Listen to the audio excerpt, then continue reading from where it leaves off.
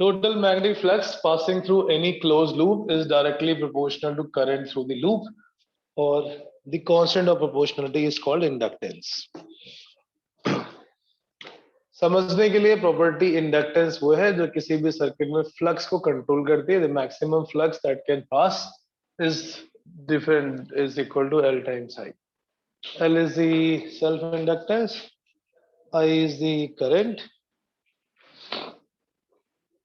सो flux और current के बीच में जो प्रोपोर्शनलिटी कांस्टेंट होगा that is defined as self inductance. Inductance है but actually here it will be defined as self inductance because inductance दो तरह का हो सकता है. करंट अपनी खुद की हो, this loop has its own current, flux is because of this current only. और दूसरी पॉसिबिलिटी हो सकती है कि लूप के में खुद की करंट नहीं हो, there is a current due to some other loop in some other loop, current in coil 1, और जो फ्लक्स पास हो रहा हो वो किसी दूसरे पास में रखे वाले किसी कॉइल से हो रहा हो, then it is called mutual inductance, जो हम सेकंड पढ़ेंगे. Self inductance is the property of, तो यहाँ पर अभी हम इसको L को एज ए इंडक्टेंस से लिखते हैं, बट L का मतलब हो गया it is a self inductance phi by I. Phi is Weber, current is ampere, Weber per ampere is a unit, or that is also written as Henry. This is the SI unit for inductance. ठीक है. अब inductor का role क्या होता है? Inductor मतलब कोई भी क्लोज लूप, क्लोज लूप को हम सिंबॉलिकली ऐसे रिप्रेजेंट करेंगे, this is the symbol for inductor. Correct. Straight wire में कोई इंडक्टेंस नहीं होता, क्लोज लूप में कोई इंडक्टेंस है. और इंडक्टर का रोल क्या है? किसी भी सर्किट में अगर बाहर से फ्लक्स फ्लक्चुएशन हो रहा है, because of that there is current trying to change, then it will oppose it. EMF induced will be equal to minus of d phi by dt.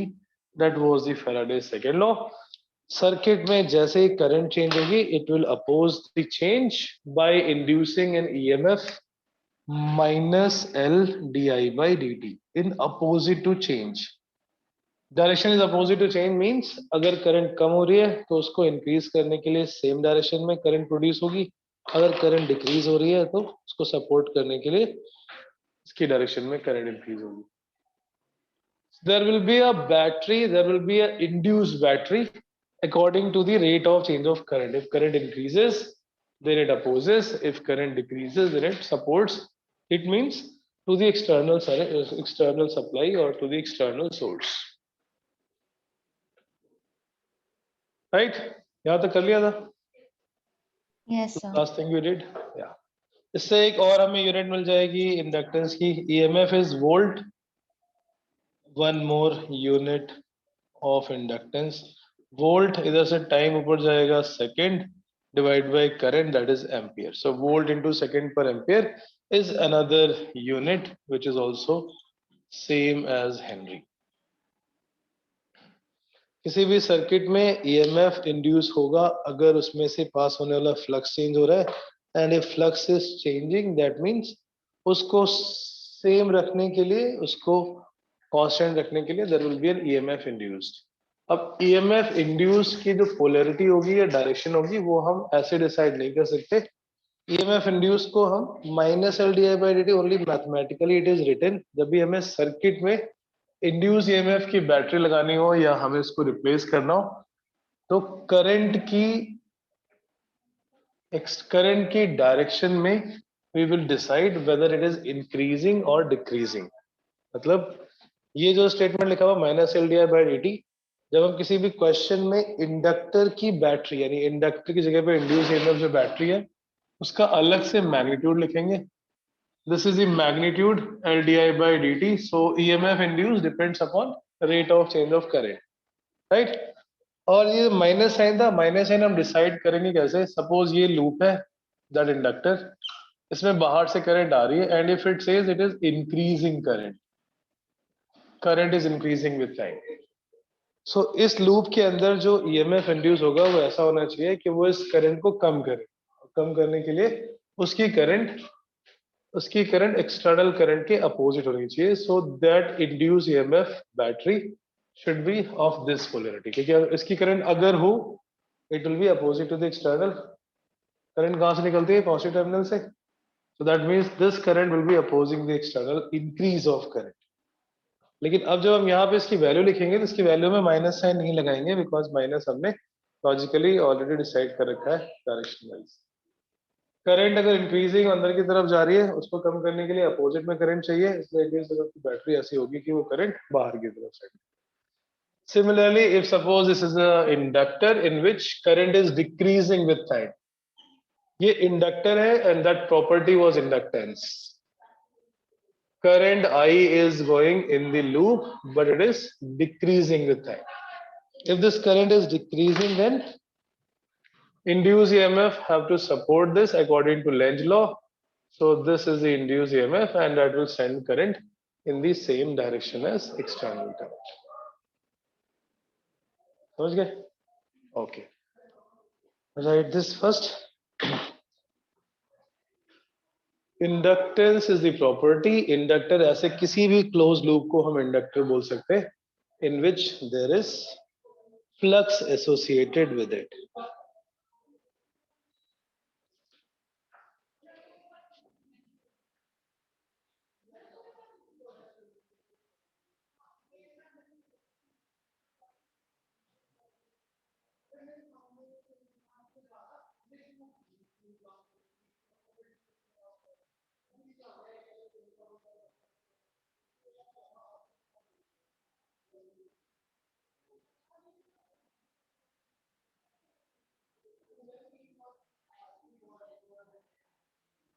Right?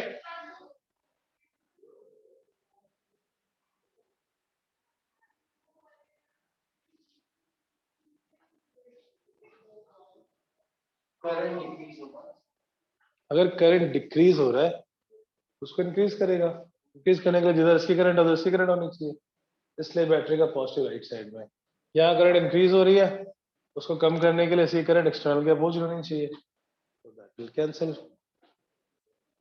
Right? Okay. अब circuit में किसी circuit में इसका role कैसे हम decide करेंगे? In any circuit. Circuit मतलब already ये खुद करंट प्रोड्यूस नहीं करेगा, ये केवल जब बाहर वाली करंट चेंज होगी, only then there will be an EMF appearing. अगर ये करंट कांस्टेंट हो जाए तो it is behaving like a wire. No potential drop. Zero potential drop का मतलब होता है like a short circuit wire.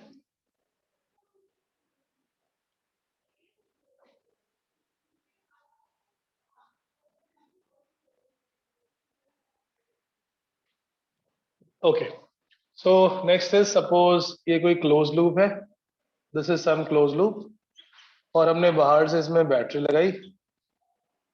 The key is just switched. The switch is just closed. External potential is V. इसकी वजह से circuit में current जा रहा है. जब हमने स्विच को जस्ट क्लोज किया, then current is increasing or decreasing? Increasing. क्योंकि पहले तो था नहीं इसमें कुछ करंट, अभी हमने स्विच क्लोज किया, सो जीरो से ये इंक्रीज हो रहा है. It is just increasing.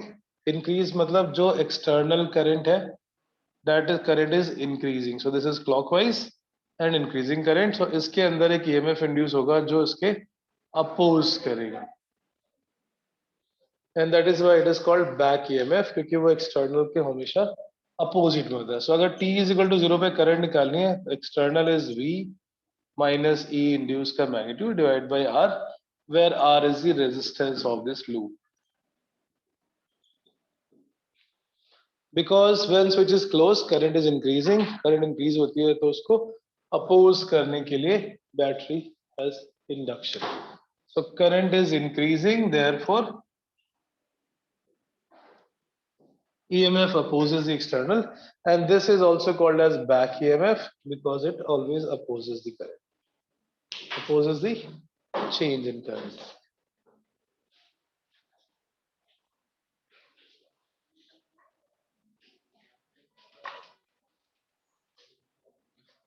Because it is a constant DC source, battery थोड़ी देर में current constant हो जाएगी, और current constant हो जाएगी तो क्या होगा? E induced Back 0 हो EMF जाएगा. 0. This EMF will become 0. Current will become just V by R. when current become constant, थोड़ी देर के बाद current settle हो जाती है. When current in the circuit becomes constant, then di by dt becomes 0.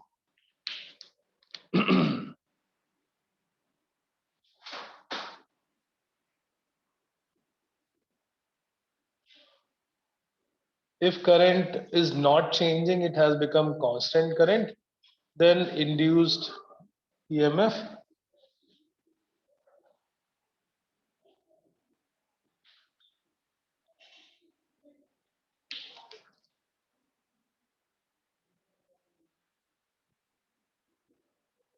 when current is decreasing. और current decrease कब हो रही होगी? जब हमने स्विच को ओपन कर दिया.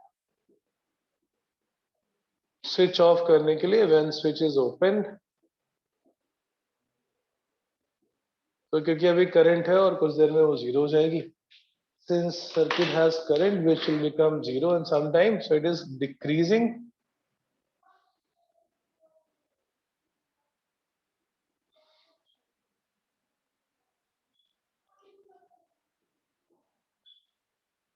Now since current is decreasing with time, उस करंट को इंक्रीज करने के लिए it will supply current in the direction of external potential.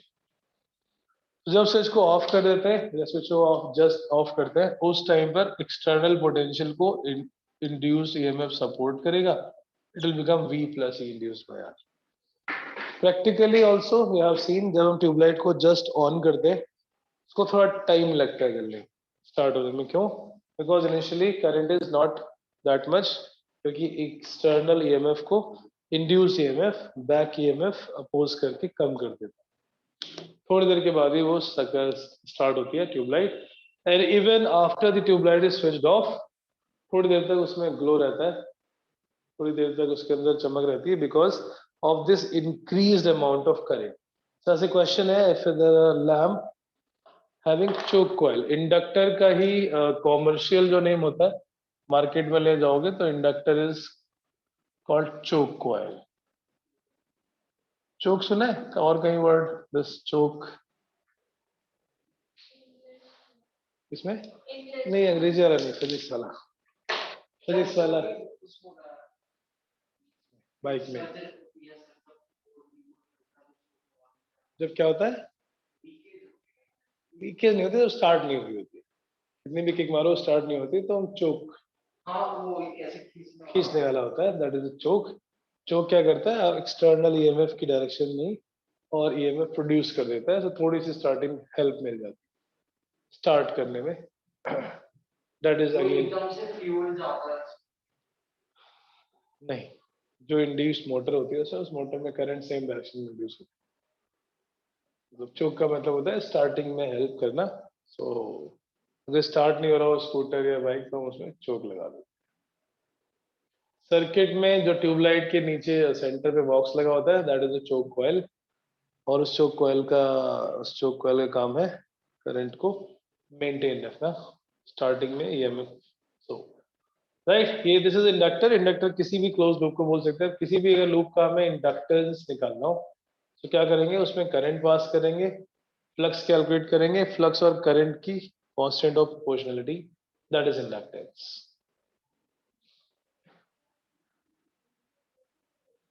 Done, understood ये एग्जांपल. इंडक्टेंस का कोई रोल नहीं होता जब तक वो कांस्टेंट हो जाए. So in a pure DC circuit, inductor is like a wire. Ideal inductor में हम बोलते हैं रेजिस्टेंस जीरो होगा, बट आइडियल इंडक्टर मतलब क्या? हमने वायर तो यूज किया ही होगा इसको बनाने में, और वायर है तो वायर का रेजिस्टेंस भी होगा. So ideal is little impractical. ऐसा इंडक्टर बनाना थोड़ा इम्प्रैक्टिकल है जिसमें इंडक्टेंस हो लेकिन रेजिस्टेंस ना हो. So choke coil is usually resistance plus inductance both. But if it's an ideal choke coil या ideal inductor का resistance zero होगा. For ideal choke coil, its resistance is zero.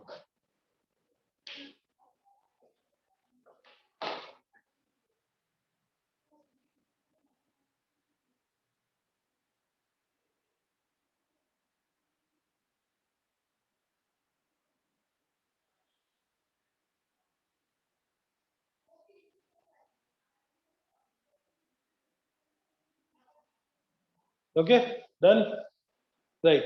So inductance calculate करने का तो logic तो simple सा है, current pass करो, उस करंट की वजह से मैग्नेटिक फील्ड कैलकुलेट करेंगे और मैग्नेटिक फील्ड का करंट फ्लक्स, फ्लक्स का करंट के साथ constant of proportionality. But suppose अगर मैं इसी लूप का निकाल रहा हूँ, is it possible to find the flux self inductance of this loop? Current pass करके इसके अंदर की मैग्नेटिक फील्ड निकालेंगे. Do we have that formula? No, हमने सिर्फ और सिर्फ सेंटर के लिए फॉर्मूला किया था, that was mu naught I by 2r. जब फ्लक्स कैलकुलेट करेंगे तो इस पूरे लूप से पास होने वाला फ्लक्स चाहिए. So that's why it is little mathematically very complicated to calculate the self inductance of such a diagram. समझ गए ना बात? किसी लूप में करंट पास करनी है और उस करंट की वजह से कितनी मैग्नेटिक फील्ड है, उस मैग्नेटिक फील्ड की वजह से कितना फ्लक्स है, फ्लक्स का करंट के साथ constant of proportionality is defined as inductance. So circular loop में हमने करंट पास किया ही, if you have to find what is the flux associated, that is little impossible, क्योंकि मैग्नेटिक फील्ड का फॉर्मूला हमें हर जगह का नहीं पता है. Mu naught I by 2r is only and only for the centre of the coil. ठीक है. सो केवल हम उस केस में कैलकुलेट कर पाते हैं जहां पे मैग्नेटिक फील्ड कांस्टेंट हो, जैसे solenoid, self inductance of a long solenoid.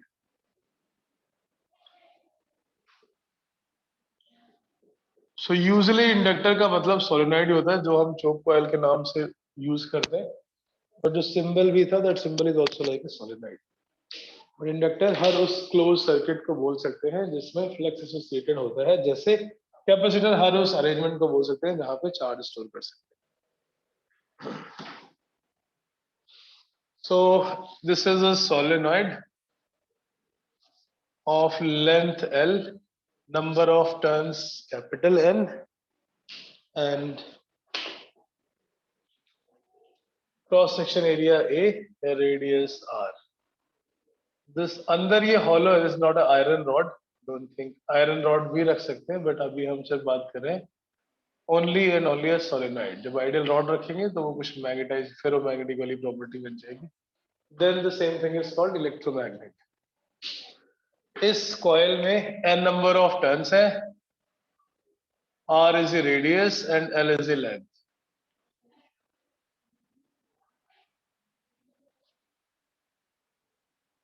Total number of turns, capital N. Radius of this loop, radius of this solenoid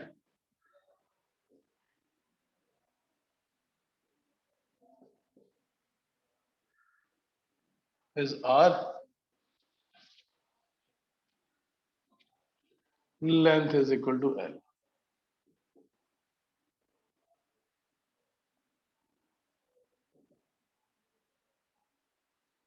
क्या करते हैं हम फ्लक्स कैलकुलेट, इंडक्टेंस कैलकुलेट करने के लिए pass current in this loop, और उस करंट की वजह से मैग्नेटिक फील्ड होगी. So there will be magnetic field due to this. उस मैग्नेटिक फील्ड की वजह से हर एक लूप से पास होने वाला फ्लक्स होगा, and that flux versus current. Flux का करंट के साथ कांस्टेंट ऑफ प्रोपोर्शनलिटी कैलकुलेट करना है. सो टोटल मैग्नेटिक फ्लक्स जब किसी एक लूप से होता है तो बोलते हैं magnetic flux passing through it, और जब बहुत सारे लूप होते हैं then we call it as total flux linked with the solenoid.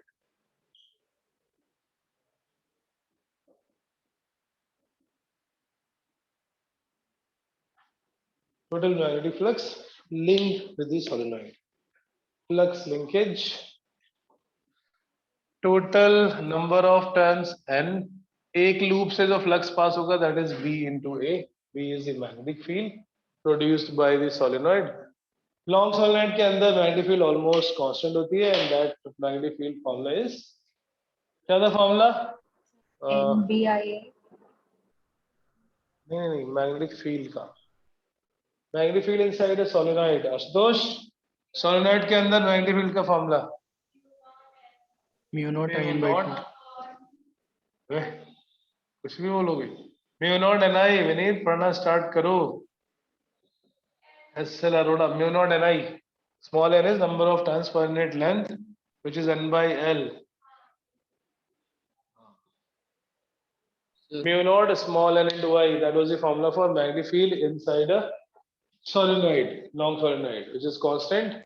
So B आ गया mu naught N by L into I times A. Total magnetic flux passing through this whole solenoid NVA. N is number of turns, V is magnetic field, A is area.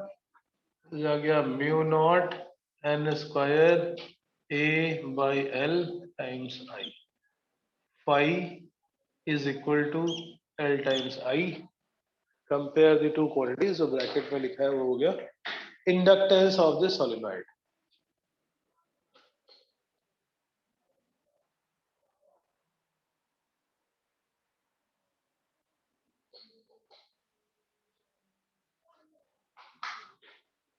Right. So on comparing these two equations, L is mu naught N square A by L is the inductance of long solenoid.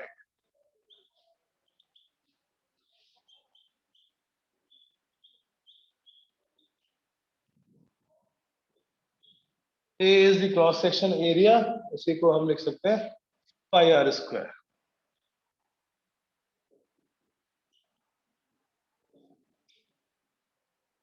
Self inductance is mu naught N square. A is pi r square divided by N.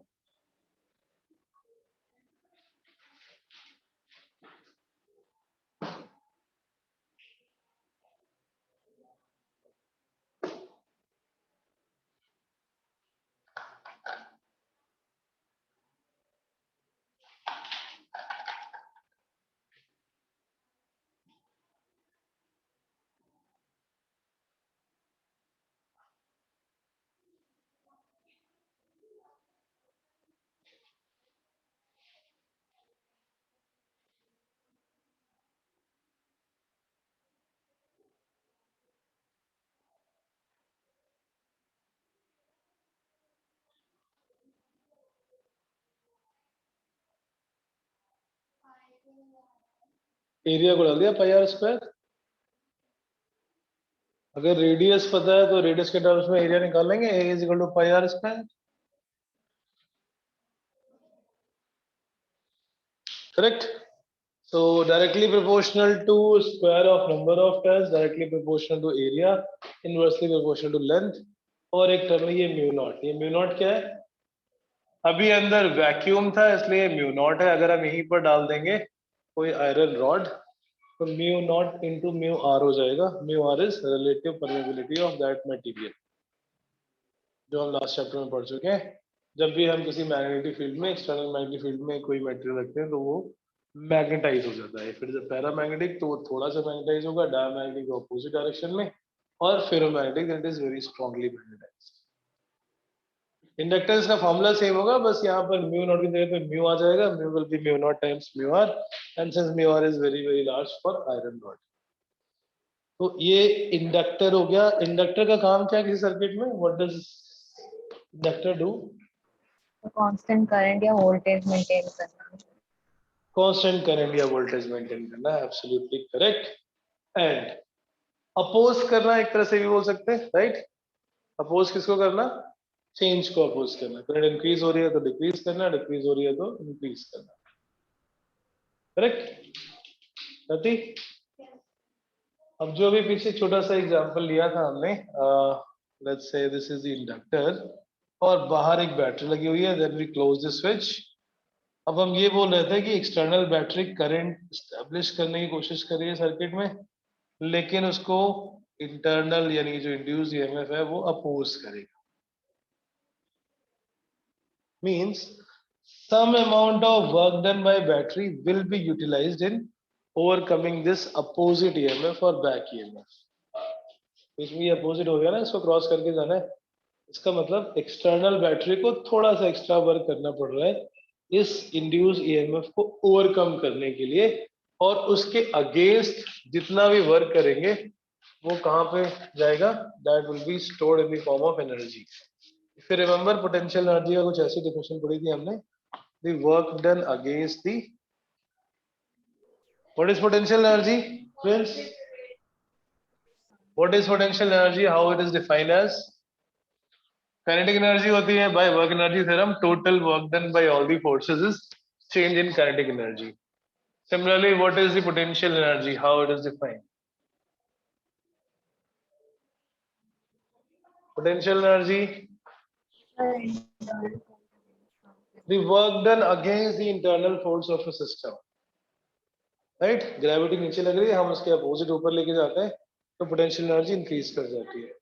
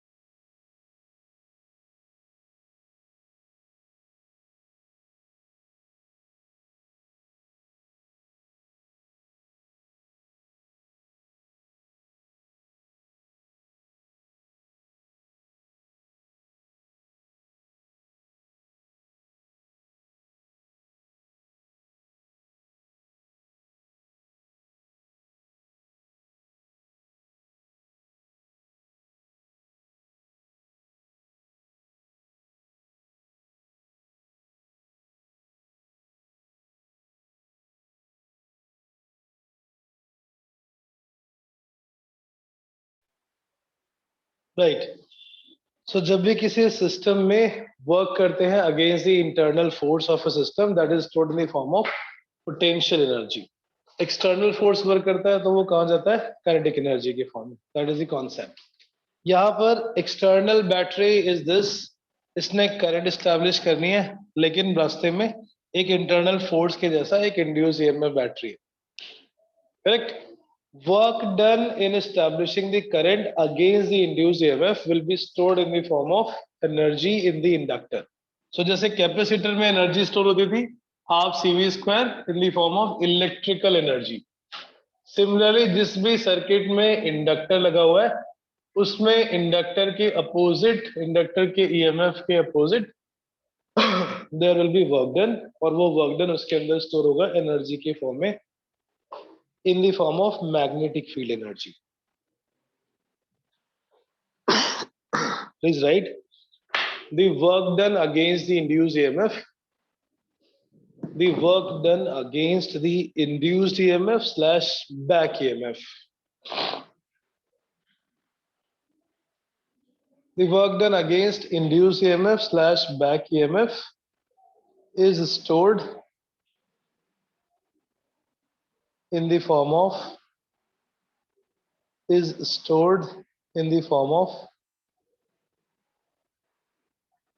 magnetic field energy in inductor.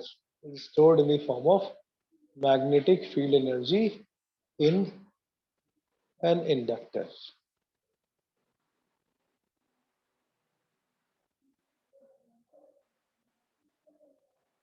Right. ये जो energy है वो magnetic field के form में होगी. But energy आई कैसे? Battery, उसमें current establish करनी है. करंट का मतलब कुछ charge, it has to flow continuously charge. So work done in moving charge dq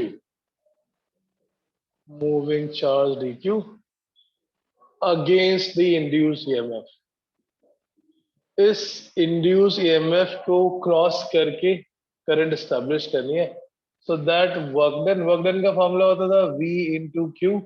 So here V is E induced E induced is the EMF induced in the inductor. So ये जो small work done है वो energy के form में store होगा and E induce का formula है LDI/dt into dq.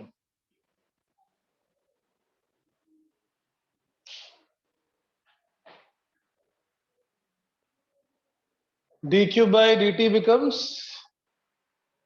dq/dt is current. current I. So ये बन जाएगा L into I times di. This is the energy established in a small current of di. I को I से I plus di तक ले जाने में. So total energy stored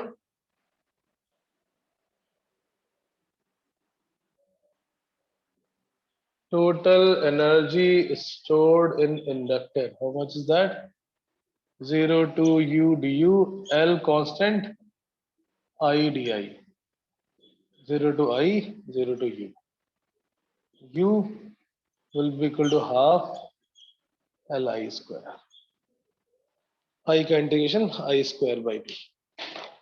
The energy is stored in inductor और ये किस form में है? Magnetic field energy की फॉर्म में.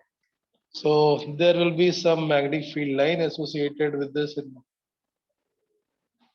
magnetic field lines.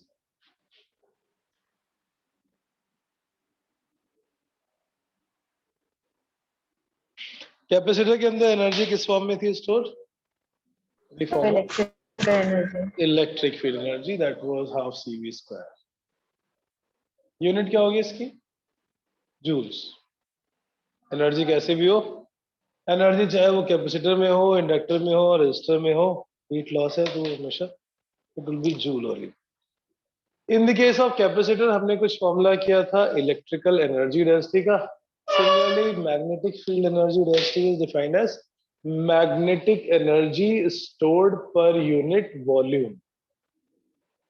Magnetic field energy density.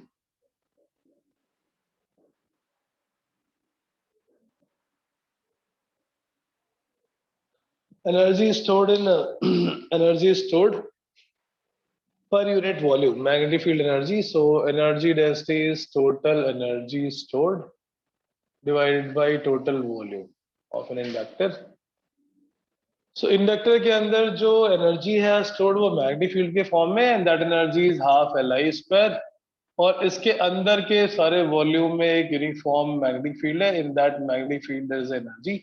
हम उसकी per unit volume energy calculate करें. What is the energy per unit volume inside this region? Energy density की यूनिट क्या होती है friends? Unit of energy density metre cube, joules per metre cube. So energy का formula हमने अभी calculate किया that is half L into I square. Volume will be area into length.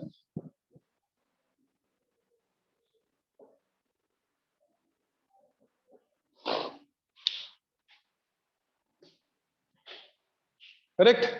Inductance का formula just अभी थोड़ी देर पहले drive किया था that was mu naught N square A by L.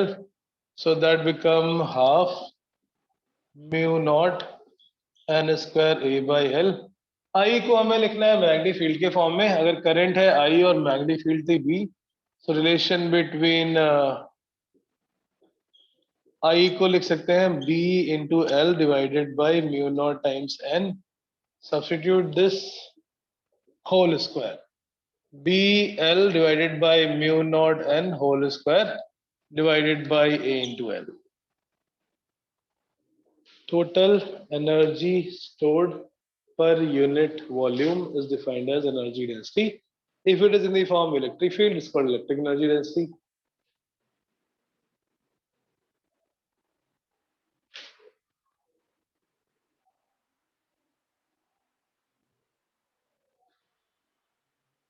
Right?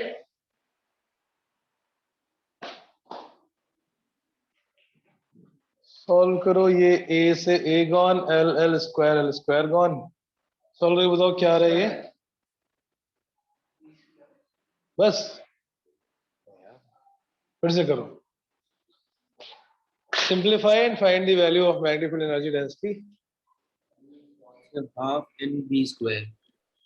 Half NB square. n. नहीं sir, n half तो B cancel square. हो जाए. Half v square. No.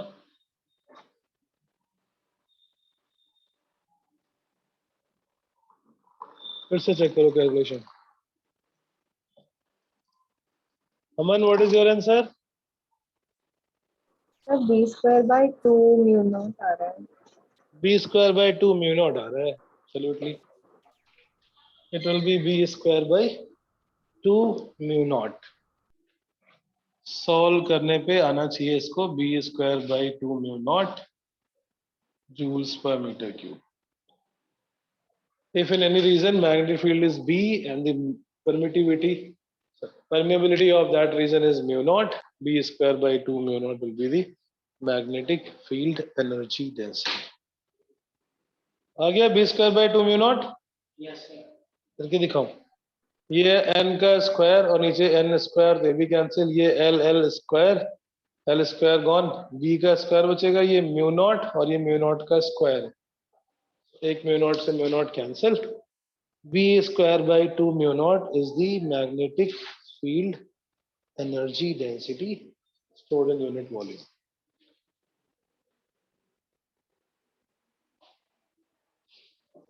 Electrical energy density पे भी क्वेश्चन आया था अभी नीट में. हाँ.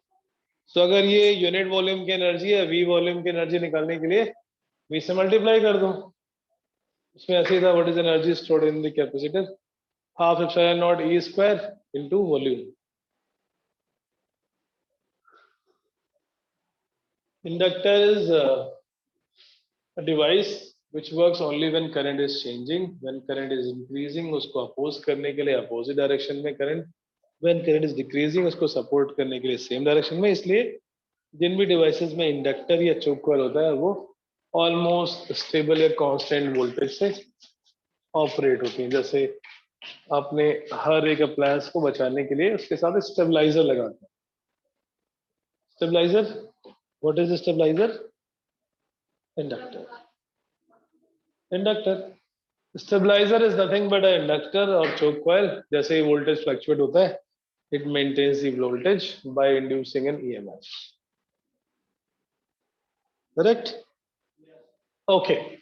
Inductor का हमने rule समझ लिया. Inductor का एक केस में formula that was for a solenoid, long solenoid. बाकियों में theoretically it is the same thing. Current pass करोगे, current pass करके flux calculate करोगे. फ्लक्स और करंट के बीच की जो कांस्टेंट ऑफ प्रोपोर्शनलिटी होगा that is defined as inductance और सेल्फ इंडक्टेंस. बट वो कैलकुलेट करना थोड़ा प्रैक्टिकली पॉसिबल नहीं है बिकॉज हमें फॉर्मूला मैग्नेटिक फील्ड का इंटीग्रेट करके निकालना पड़ेगा. Next is combination of inductors. जैसे रेजिस्टर्स के काफी सारे कॉम्बिनेशन थे, series, parallel, mixed. Similarly combination of inductors.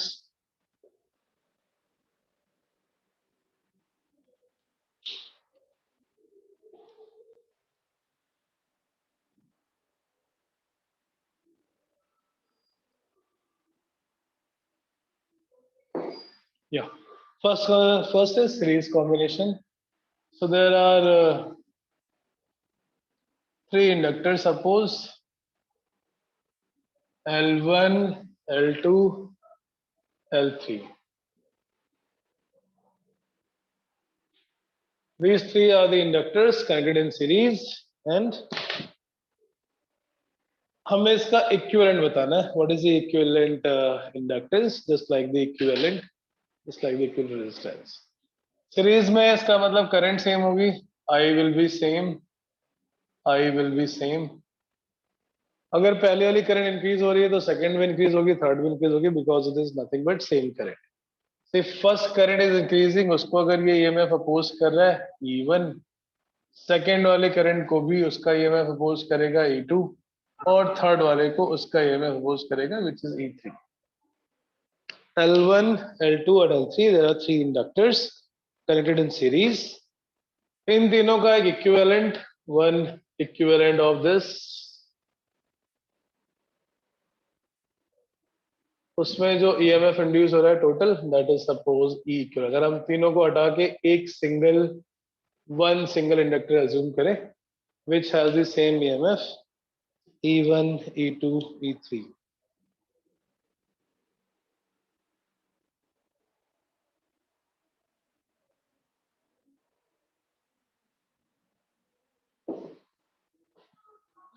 Equivalent is E1 plus E2 plus E3. The equivalent EMF induced series में E1 plus E2 plus E3 will be equal to E equivalent. Overall equivalent के terms से लिखोगे तो E होता है minus of L times d I by D t, so L equivalent to d I by D t minus L1 times d I by D t minus L2 times d I by D t minus L3 times D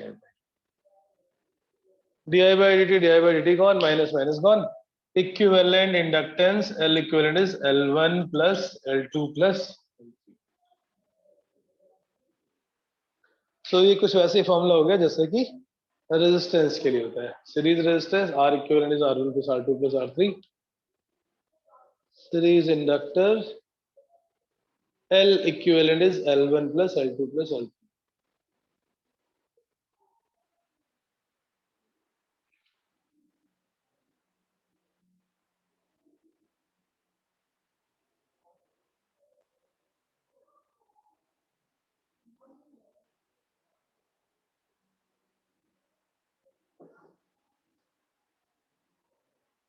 right, अगर n होंगे तो series में n times हो जाएगा, जो the behaviour is exactly similar to that of series resistance.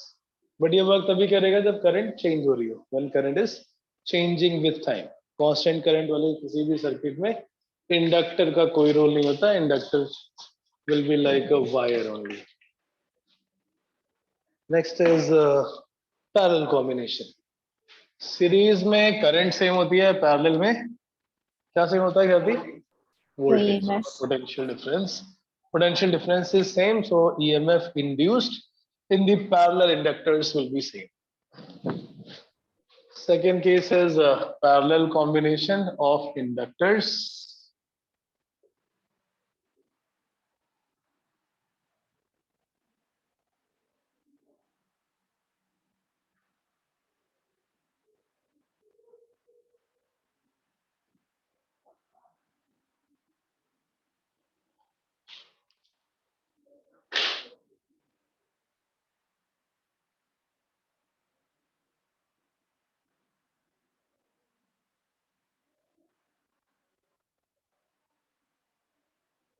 Since they all three are in parallel, there will be same EMF. सब mute हो गए, सर आप म्यूटेड हो। सर आप म्यूट हो गए।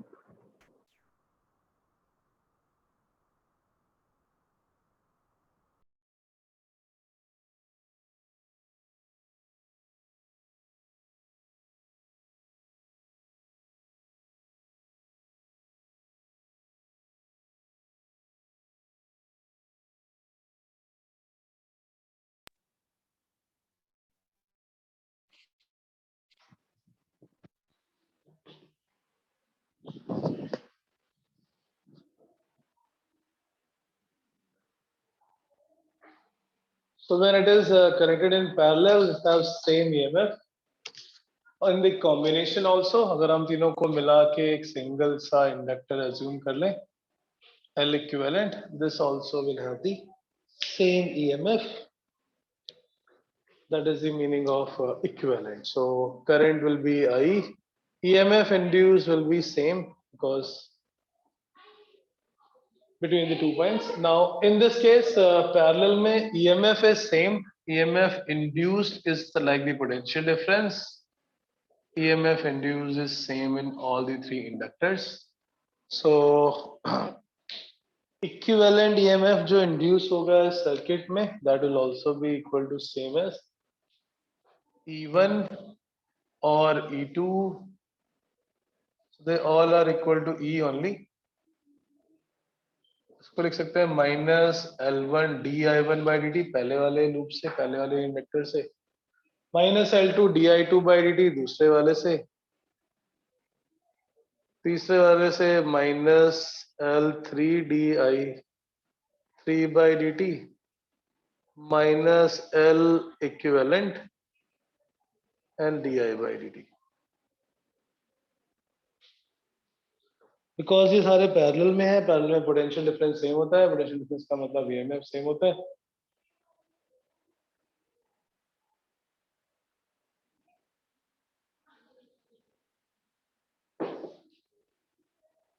So in the parallel combination, since I is equal to I1 plus I2 plus I3, इसको अगर हम डिफरेंशिएट कर देते हैं, di/dt is di1/dt plus di2/dt plus di3/dt।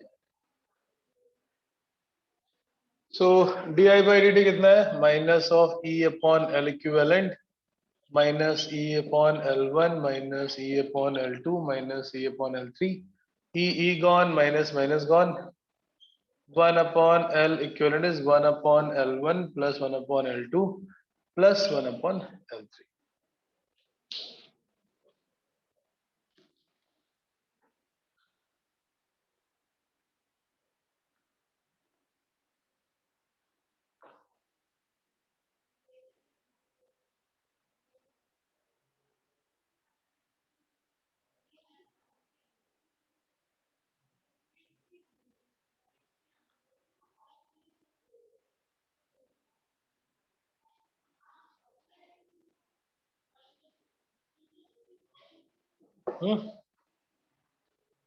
Parallel में भी सेम वैसे आ गया जैसे कि सीरीज, जैसे कि रेजिस्टेंस के लिए होता है। So inductor behaviour is similar to that of resistor.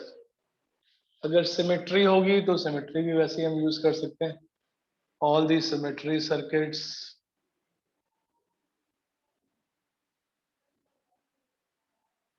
बीच में जंक्शन है, जंक्शन को ओपन कर लेंगे, सब कुछ same, exactly same. Wheatstone bridge को भी हम symmetry, horizontal symmetry, planar symmetry, सब कुछ सेम है। सिमेट्री सर्किट्स या फिर Wheatstone bridge, if there are 5 inductors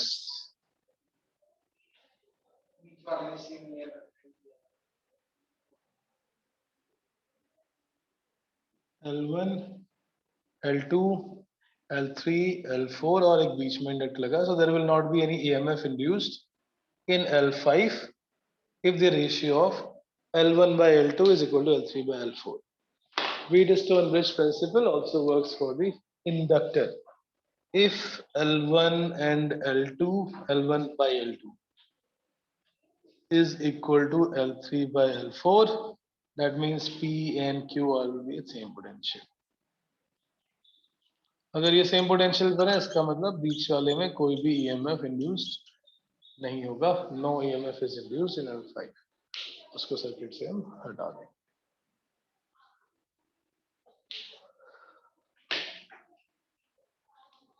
inductor क्या होते हैं? इंडक्टर का कॉम्बिनेशन क्या होता है? Let me see the relation between the energy stored in inductor और कॉम्बिनेशन ऑफ इंडक्टर्स।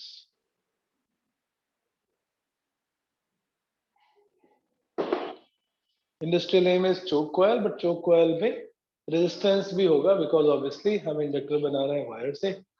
वायर की बहुत सारी लेंथ यूज होती है because it is in the form of coil, or because of its length it has some resistance also. तो जब resistance भी होगा और inductance भी होगा, then it is called as choke coil. Next is mutual inductance and mutual induction. Self inductance अपने खुद की करंट को जितना अपोज करता है property, that property is called self inductance. खुद की करंट की वजह से जो फ्लक्स इंड्यूस हो रहा है, that is directly proportional to current passing through the circuit.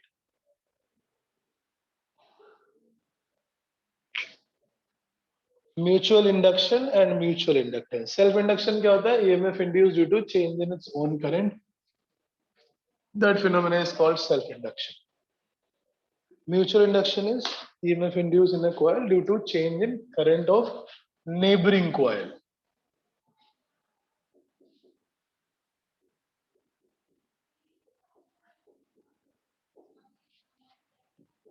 Mutual inductances M।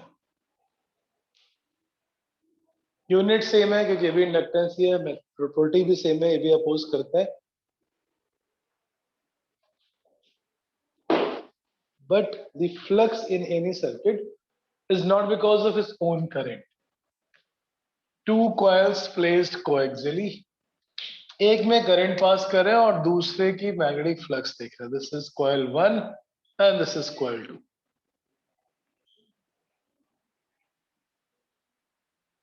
current passing through coil 1, current passing through coil 1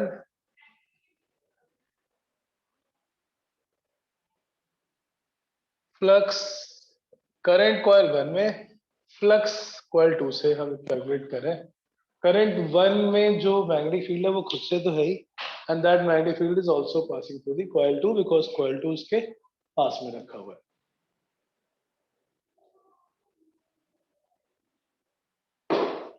Magnetic flux passing through coil 2 is directly proportional to magnetic flux passing through coil 2 is directly proportional to current in coil 1.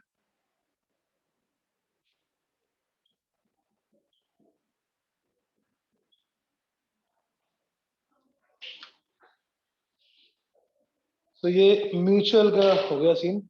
1 में current तो 2 में flux, और opposite अगर 2 में current pass करेंगे तो हम 1 में फ्लक्स देखेंगे। उसकी वजह से what is the flux associated with coil 1।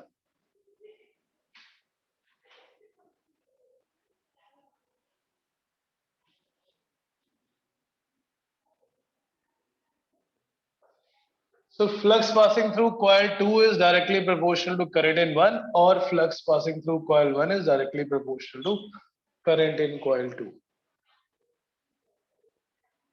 Phi 2 is equal to M times I1. Phi 1 is equal to M times I2. ये जो M है, that M is called mutual inductance, और दोनों के लिए सेम है। मतलब 1 में पास करो 2 का फ्लक्स, या 2 में पास करो और 1 का flux, the mutual inductance is same for a pair of coil. Mutual inductance is the property which opposes the change in state, change in current of neighboring coil. लिखो definition. The phenomena of inducing an EMF. The phenomena of inducing an EMF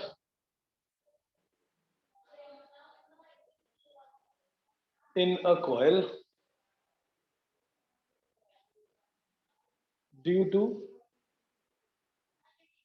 the phenomena of inducing a EMF in a coil due to change in current of neighboring coil.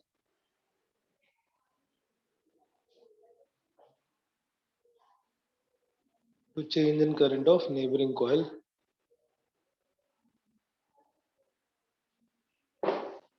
is defined as mutual induction, and the property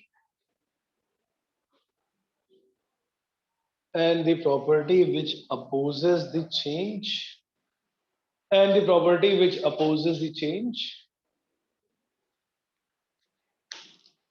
is defined as mutual inductance,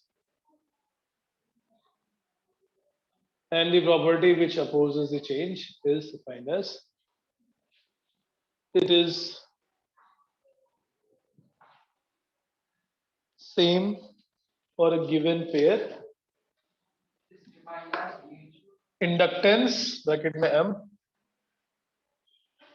Sir, it is defined as mutual inductance. And It is constant for a given pair of coils in a given orientation. Orientation मतलब जैसे यहाँ पर ये diagram में जैसे coaxial, अगर एक को परपेंडिकुलर कर देंगे तो म्यूचुअल इंडक्टेंस चेंज हो जाएगा। But as long as they are in the same orientation, current 1 में पास करके 2 का फ्लक्स चेक करो या 2 में पास करके 1 का फ्लक्स चेक करो, दोनों के बीच में जो म्यूचुअल इंडक्टेंस प्रॉपर्टी है that is going to be same. So magnetic flux through coil 1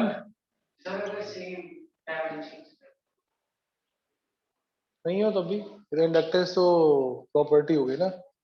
जैसे रेजिस्टेंस वो करंट के डायरेक्शन पे डिपेंड करता है, नहीं करता है. No, sir. Resistance of a wire depend नहीं करता ना, सीधा लगाओ उल्टा लगाओ रेजिस्टेंस तो रेजिस्टेंस है. सिमिलरली म्यूचुअल इंडक्शन में इसमें क्लॉकवाइज करंट हो या एंटी क्लॉकवाइज करंट हो, the property remains same. Size same है, सेम ओरिएंटेशन है. गिवन पेयर का मतलब है दोनों सेम होने चाहिए. गिवन ओरिएंटेशन मतलब जैसे रखे हुए हैं, अगर वैसे रखे हमेशा तो ये कांस्टेंट ही रहता है. So magnetic flux through coil 1 is proportional to current in coil 2. अब पहले वाले की करंट अगर चेंज हो रही है कॉइल 1 तो इसके अंदर जो ईएमएफ इंड्यूस होगा वो सेल्फ इंडक्शन की वजह से खुद के अंदर एक ईएमएफ इंड्यूस होगा. लेकिन पास में कोई और पड़ोस में कॉइल रखा है तो उसके अंदर भी करंट आ जाएगी, उसके अंदर भी ईएमएफ इंड्यूस होगा. That is because of mutual induction, right.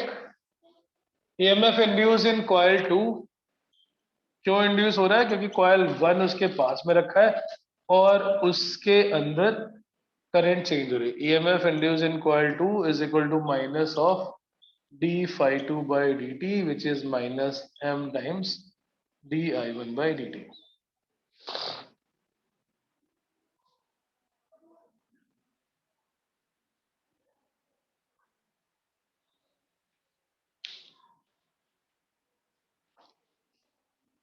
Right. So 2 में जो फ्लक्स ईएमएफ इंड्यूस होगा वो 1 की rate of change of current पे डिपेंड करेगा. और अगर 1 में ईएमएफ इंड्यूस देख रहा है mutual induction, EMF induce in coil 1 even it will depend upon rate of change of current in coil 2.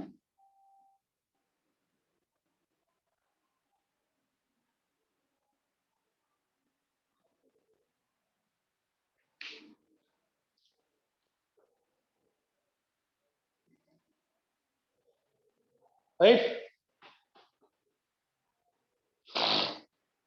Okay. Mutual inductance self inductance के बिना नहीं हो सकता. मतलब इसमें करंट चेंज हो रही है तो उसका खुद का सेल्फ इंडक्टेंस है कुछ L1, इसका भी सेल्फ इंडक्टेंस है L2 और दोनों का कंबाइंड जो है म्यूचुअल दैट इज M. ये समझ के लास्ट स्टेटमेंट. बिना सेल्फ इंडक्शन के म्यूचुअल इंडक्शन पॉसिबल नहीं. कि जब ये करंट चेंज हो रही है तो उसके अंदर खुद तो सेल्फ इंडक्शन हो जाएगा, खुद के अंदर एक ईएमएफ इंड्यूस होगी और दूसरे वाले में जो होगी that is mutual induction. Mutual induction, mutual inductance and that phenomena is mutual induction. Right. Mutual inductance अगर कैलकुलेट करना है तो क्या करेंगे? दोनों कॉइल में से एक में करंट पास करेंगे और दूसरे में फ्लक्स कैलकुलेट करेंगे, उसकी वजह से कितना पास हो रहा है.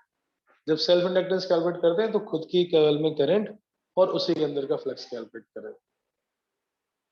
समझ गए? जब म्यूचुअल निकालना है तो करंट 1 में उसकी फील्ड 2 से पास हो रही है, 2 के अंदर फ्लक्स कैलकुलेट करेंगे. 2 की फ्लक्स और 1 की करंट के बीच में जो प्रोपोर्शनलिटी कांस्टेंट होगा that is mutual inductance. Self inductance निकालना हो तो जिसमें करंट है उसी के अंदर का फ्लक्स कैलकुलेट करते हैं और उन दोनों के बीच में जो कांस्टेंट ऑफ प्रोपोर्शनलिटी होता है दैट इज सेल्फ इंडक्टेंस. भी समझ में आया? Right. So mutual inductance of two long coaxial solenoids. पहले हमने एक सिंगल सोलेनॉइड के लिए कैलकुलेट किया था, वो उसका सेल्फ इंडक्टेंस था. Now we will calculate this mutual inductance of two long coaxial. Orientation बताना जरूरी है क्योंकि दो कॉइल तो हम किसी भी तरह से रख सकते हैं और अगर हमने उनके ओरिएंटेशन चेंज कर दी तो उनके बीच में जो फ्लक्स है वो भी चेंज हो जाएगा, म्यूचुअल इंडक्टेंस है वो भी चेंज हो जाएगा. So we need to specify how they are placed. Only then mutual inductance can be calculated mathematically. Mutual inductance of two long coaxial solenoids.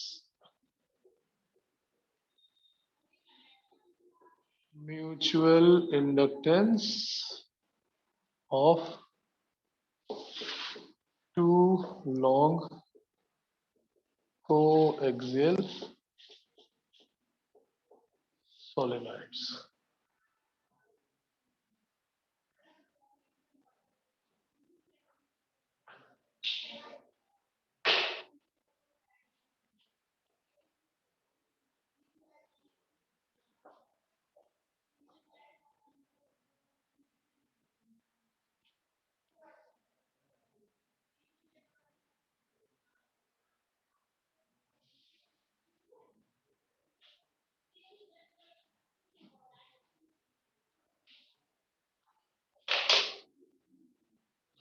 So there are two solenoid, एक बाहर का S1 एक अंदर का S2. बाहर वाले में number of turns है N1. ये दोनों सेम एक्सिस पर रखे हुए हैं. पहले वाले के अंदर एक्सिस पे दूसरा सोलेनॉइड रखा हुआ है. Number of turns in solenoid S1 is N1. Number of turns solenoid S1 में है N1. अंदर एक सोलेनॉइड है, उसमें number of turns N2. Number of turns in solenoid S2 is N2. The length of solenoid is L, and this common cross section area is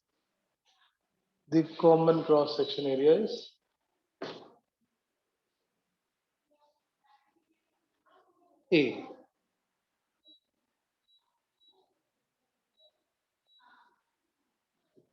The common cross section area, ये वाला छोटा वाला area, this area is A, and the length of this solenoid is L. एक बड़ी सी solenoid के axis पे एक छोटी solenoid रखी हुई है, and we have to find what is the mutual inductance of these two long coaxial solenoid. बाहर वाले में करंट पास करते हैं, so current in the outer solenoid is I1, and due to that current we will find out the flux in the smaller solenoid. I1 is the current passed,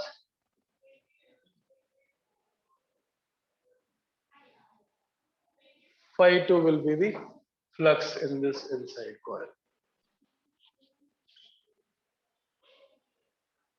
So total magnetic flux which is linked with solenoid S2, total magnetic flux linked with S2 is number of turns N2, magnetic field बाहर वाले के है, magnetic field is produced by the outer one, solenoid S1, N2 into B1 times A.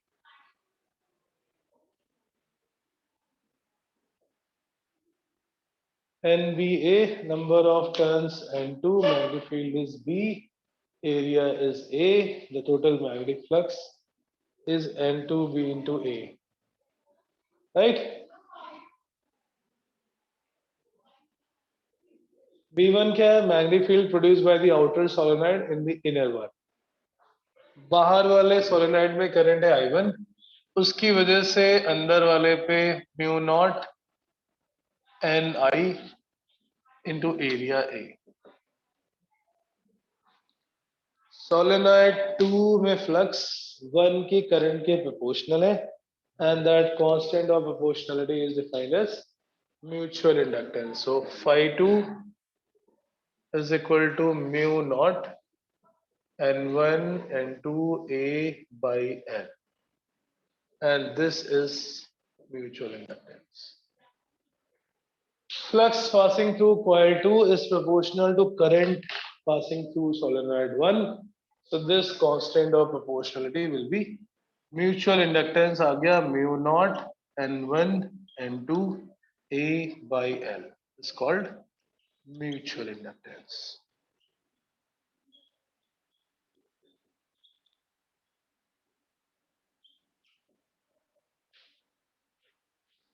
Two long coaxial solenoids having number of turns N1 N2, cross section area A, length L, उसकी mutual inductance का formula है mu not N1 N2 A by N. इसमें एक छोटे वाले का area है जिसके थ्रू मैग्नेटिक फ्लक्स, इसको कॉमन एरिया बोल सकते हो. L is the common length. तो म्यूचुअल इंडक्टेंस किस पर डिपेंड करता है? Number of turns of each coil, area of cross section, length, medium, हाँ छोटा वाला, ओवरलैप एरिया बोल सकते हो, मीडियम, और does it depend on any other factor as well? Mutual inductance of two long solenoid depends upon number of turns in each coil, area of cross section, overlap area, length, medium present in between, and dash dash dash. Fill in the blanks. Question समझ में आ रहा है ना? और किस पे depend करता है जो इस फॉर्मूले में नहीं दिख रहा है? इस फॉर्मूले की सारी चीजें हमने यूज कर ली। n1 n2 number of turns, area पे डिपेंड करता है, लेंथ पे इनवर्सली प्रोपोर्शनल होता है और मीडियम के परमेबिलिटी के डायरेक्टली प्रोपोर्शनल होता है। नाउ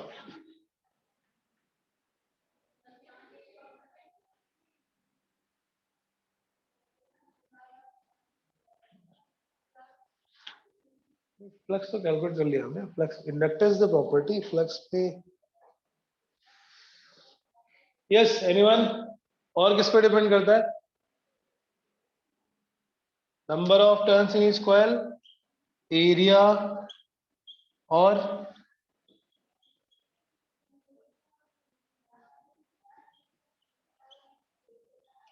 यस बोलो भाई। It depends upon number of turns in each coil, cross section area, overlap area, दोनों का जो छोटा वाला एरिया होगा उस पे, area of cross section, length और what is the fourth factor?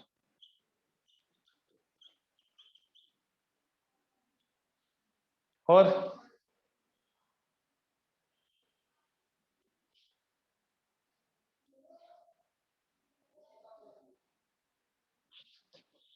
What does this mean? मतलब ये क्या रिप्रेजेंट कर रहा है?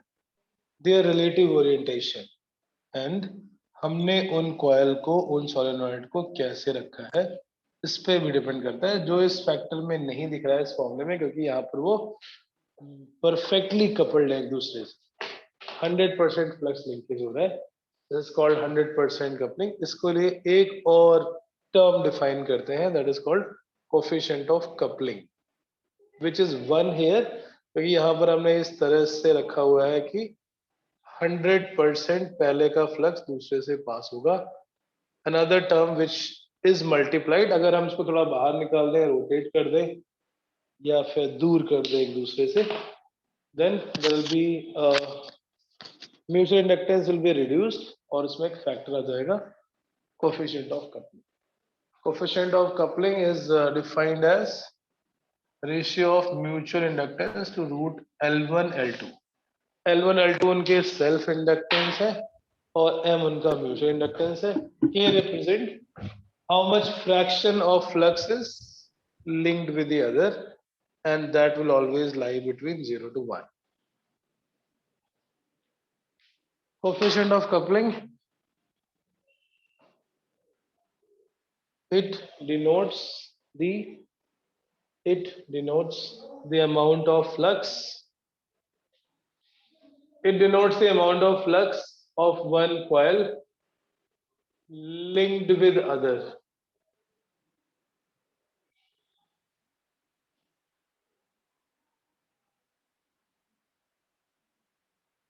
समझ गया? ये डेफिनेशन समझ गया क्या? Amount of magnetic flux linked with the fraction. 100% linkage अगर 100% coupling है, that's called perfect coupling, जैसे यहाँ पर हो रहा है। For perfect coupling K is equal to 1, right? जैसे ये केस था, this is perfect coupling, एक का फ्लक्स दूसरे से पास हो रहा है, K is equal to 1। अगर ये थोड़ा बाहर हो जाए, कुछ पास करेगा, so greater than 0 but less than 1, but if these two coils are perpendicular to each other, उनके axis, so there is no coupling at all, K will be 0। पहले का फ्लक्स दूसरे से परपेंडिकुलरली पास नहीं हो रहा है, K will become 0। Almost chapter is completed, hardly 10-15 minutes more। अगर हम linked with the other coil, पहले की मैग्नेटिक फ्लक्स दूसरे से कितनी लिंकिंग हो रही है, that is defined as, that is represented as mutual coefficient of coupling। जैसे इस पिछले वाले फॉर्मूले में देख सकते हो आप, K is 1, L1 L2 का मल्टीप्लाई करो, L का फॉर्मूला डिराइव कर चुके थे, mu naught n square a by L, mu naught n1 square a by L, mu naught n2 square a by L, दोनों का प्रोडक्ट करके रूट ले लोगे तो ये आ जाएगा। इसके लिए because K is 1, it is called perfect coupling, 100% flux linkage। right? वो self inductance है इनके. L1 L2 are their self inductance, M is their mutual inductance. Here represent the coefficient of coupling. This chapter is almost completed. दो थोड़ी सी चीजें बची हुई हैं वो हम करेंगे in the next class. And AC and EM waves.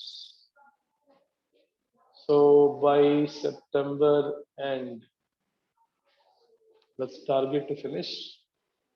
Friday also will continue the content syllabus. So don't miss the class. Okay, thank you.